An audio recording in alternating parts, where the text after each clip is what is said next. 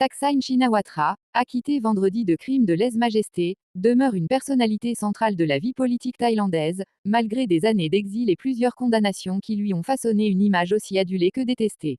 La justice thaïlandaise a acquitté vendredi le milliardaire, fondateur d'une dynastie politique qui domine le pays depuis plus de 20 ans, poursuivi pour des propos publiés en 2015 par un média sud-coréen, notamment au sujet du coup d'État qui avait renversé l'année précédente le gouvernement de sa sœur Yingluck.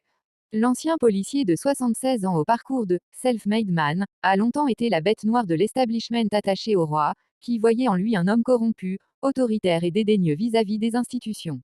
Élu Premier ministre en 2001, puis réélu en 2005 avant d'être renversé par l'armée en 2006, Thaksin s'est exilé 2 ans plus tard, mais il n'a jamais cessé de commenter les affaires nationales, voire de s'y immiscer, selon ses détracteurs. Les tensions suscitées par son style clivant ont culminé entre 2008 et 2010, lorsqu'éclatent des protestations entre ses soutiens issus des campagnes, les chemises rouges, et ses opposants conservateurs, les chemises jaunes. Il avait promis à plusieurs reprises de revenir, malgré une condamnation par contumace à 8 ans de prison pour corruption et abus de pouvoir. Il tient sa promesse le 22 août 2023, 2 ans jour pour jour avant son acquittement pour crime de lèse-majesté, atterrissant à Bangkok où il a été accueilli en héros par des partisans du parti Pheu Thai, dirigé par sa fille Pathontarn. Il a été immédiatement arrêté, puis transféré dans un hôpital de la capitale, tenu par la police. Accord secret. Thaksin avait alors bénéficié d'une grâce royale qui avait allégé sa peine de 8 à 1 an.